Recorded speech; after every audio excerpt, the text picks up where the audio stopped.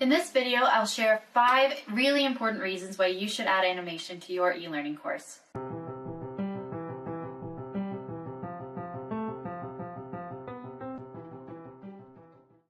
If you're at all involved in e-learning in this day and age, whether it be as a graphic designer, as an instructional designer, as an e-learning tool author, etc., it doesn't matter what exactly you do, you should be aware of the benefits of using animation in your e-learning.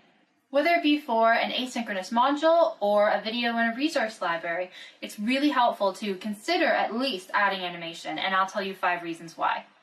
The first reason why you should consider adding animation to your e-learning course is that adult learners really need buy-in, and even adolescent learners, I would say as well. They want to know why they're learning what they're learning. It's not helpful for them to be told you just have to do this, maybe for a small population, but in general, an adult learner or an older learner needs to feel like there's a reason why they're covering a topic. So if you give them a scenario with characters that can substitute for them, they'll actually see, okay, there's a reason why I'm covering this. There's a reason why I need to do this process because this is the situation it will come up in. So for example, if you need to use a customer relationship management software, which is something I've taught before, and you want to set up a scenario, you can show them 2 characters, one who is the client and one who is the sales representative. And you'll just basically introduce their little engagement and realize that the sales representative needs to fill out information to know how to contact them later and maybe highlight some of the special features of your tool for them to do that. So that way they are introduced to the task with some relevance for themselves. The second reason why you should consider adding animation to your e-learning is for the cost and time savings. If you're comparing animation versus a live action video, you will quickly realize that the animated video will go a lot further for your budget. So basically what you're looking at is the cost of hiring talent, your time spent looking for that talent or hiring somebody else to find it for you. You need sets, you need makeup, etc., etc., etc. There's so many different costs, especially if it's complex and needs to look professional quality. You're even going to want to hire somebody who is a quality video editor to do it. On the other hand, animation softwares that are designed for marketing or for e-learning are extremely intuitive and anyone can learn how to use them if they have a basic understanding of how to use a computer. So if you're a young person in particular, this is going to look like anything you've ever done on the internet before. It's super easy to pick up, and if not, there's lots of videos out there on how to do it. So you can save money in terms of your talent because you only need to hire voice actors, and they can do it remotely. They don't need to be in front of your camera. You don't need a professional camera and lighting crew. You just need the software, and the software itself is significantly less money.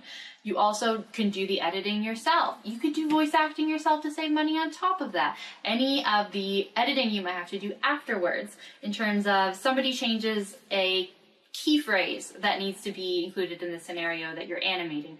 Okay, you go back in, you re-record that little voice portion, you tell the software, in this pre-existing project, I just want to make this character speak at this time.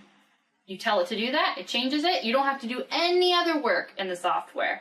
Basically, you've cropped that little tiny piece of an existing project and you don't have to change anything else. Whereas if you have a live action video, 6 months from now, you've lost your set, maybe the same professional crew isn't available at that time, and there's a critical phrase that needs to be added.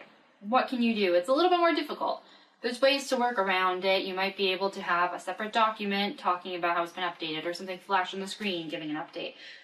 But it kind of ruins the flow of your video, doesn't it? Wouldn't it be easier just to dive right back into the existing project, make a few changes, the way you can edit a Word document basically, and have it look brand new and completely up to date? I think it's worth the cost and the time savings that provides. So the third reason builds on what I was just talking about. Animation is quick and easy to update. So it could be that you can update a phrase or a little scene from your project. But it's also quick and easy because you can swap out components of the scene. So you don't necessarily need to do any changes to the voice acting, no more audio editing, no more time from anyone except for you as the designer of the animation. Simply swap out the item that your character is holding. Instead of a coffee cup, maybe he's holding a file folder. And if the environment that the people has worked in, swap out the background. That's why choosing the right software in the beginning, something that's very flexible and allows you to pick from a wide variety of existing objects, is really, really helpful. So a good example of a software like that I find super intuitive is Beyond. It's a yearly subscription. It's not super cheap, but in comparison to doing live action video with actors and a camera and lighting crew, so much easier to get around. In addition, in my opinion, the chances of you having to make updates to cartoons or animated videos is actually less likely than live action, because they're fictional. People are going into watching a cartoon knowing that they're sort of outside of time and space. They don't expect it to look real to life and super up to date, because cartoons themselves kind of always are up to date unless the quality of the video has really changed. So if you still turn on the TV today, sometimes you'll find Tom and Jerry or Roadrunner. Okay, it's not in HD, but it still looks pretty modern and people still watch it. But it's not as common to watch TV shows with real actors from the 40s or 50s. I might be stretching it if I think of watching shows from the 60s. The fourth really cool reason why you should add animation to your e-learning course is that it gives you the freedom to imagine. You can suspend reality, suspend your doubt when you're creating an animation or watching an animation. You don't expect things to be exactly real, so you can add a little humor here and there, and it can really lighten a course when, especially, it's something that's mandatory for people to watch. You can also really easily do sort of crazy things. People can fly, people can turn into zombies in the software beyond. You can have people crying 1 second and super happy the next. Think of it as a hospital scenario. So say that that's what you need to train on, is some process for dealing with a particular type of patient or a particular type of wound. If it's live action, you need to dress and make up that person playing the wounded patient so that it's reflective of what they would see in real life. It has to be super real to life because that's what people expect. We see enough hospital shows that are crazy real to life in terms of what blood looks like, not necessarily in terms of the science that goes into it. And so people have that expectation that it's quite representative of reality, whereas cartoons, they already don't have that expectation. It's somewhat representative, but it's a fictionalized version. It's informative, it can be helpful, it can be funny, but it's not supposed to look 100% real. You can still get the gist of the scenario from it though. So instead of having to pay a makeup artist to do really complex makeup and set up the patient, the wounded patient, to look like they really have a wound, you can simply tell your animation software, I want the person to look like they have lost their leg, or that they're lying passed out on the sidewalk. And you don't have to worry about the actor and how to get them set up, how to get their makeup done, how to get the lighting right. You don't have to worry about what it's gonna look like when they pretend to start the procedure and the part of their body that's revealed. You know, we don't necessarily have CGI to create all these. So animation really allows you to free your creativity and to represent things that would be very difficult with live action and may not be possible to portray that way in a learning course otherwise. Something that's visual now because of animation might have had to be described in words before. And in this case, if you have the animation, you can complement it with those words instead of having one isolated option, depending on your learners' different styles. My fifth reason for why you should consider adding animation to your e-learning is that it can have a better tone than live action video. So if you think about cartoons, when we think of childhood cartoons, it can bring us a sense of joy and lightheartedness. And especially if you're doing something that's mandatory, because it's a compliance-based training, for example, having that lighthearted atmosphere can help engage your audience. And even if your audience might think it could be childish, which I've actually never heard, it could happen, but I've never received that feedback about animation. Think about how adults sometimes do also watch cartoons, and it allows them to deal with really sensitive topics. So topics that are covered in things like South Park, for example. Real actors portraying some of those scenarios would be really uncomfortable to watch. Not to say that South Park is 100% comfortable at all times, but cartoons can dive into sensitive topics in ways that real actors can't necessarily. And we've recognized that as a society enough to know that some of these really controversial kind of scenarios that can be shown in things like South Park or Family Guy are not necessarily appropriate for live action, or people are just not quite as comfortable with it. So the tone in a training video can also be improved.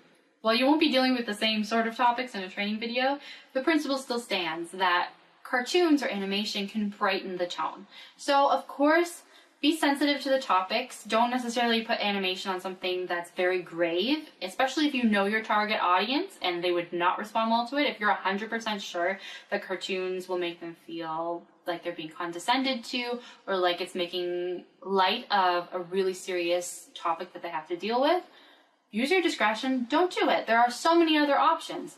But consider that if you're talking about soft skills, or if you're talking about something really dry like a data entry process, having the joy that a cartoon can bring, or at least a little bit of engagement from lightheartedness, will really help your audience to sit through it and hopefully have a positive experience instead of a really dull, boring one.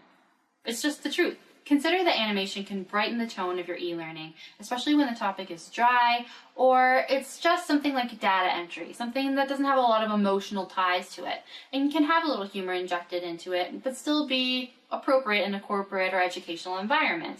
It could really benefit your learners, get them to keep looking at what they're looking at, to digest more of the training, maybe because they remember something funny that one of the characters said. I think it's worth a try, and you can always get a focus group to let you know if the tone is spot on or not. So those were my 5 reasons why you should consider adding animation to your e-learning course. Do you have any other reasons, or do you have any concerns about the possibilities of using animation in your e-learning? I can certainly see arguments on either side, but ultimately I think it's a great option to have, and you can choose it appropriately for whatever the content of your course is, the target audience, and of course if it passes your stakeholders.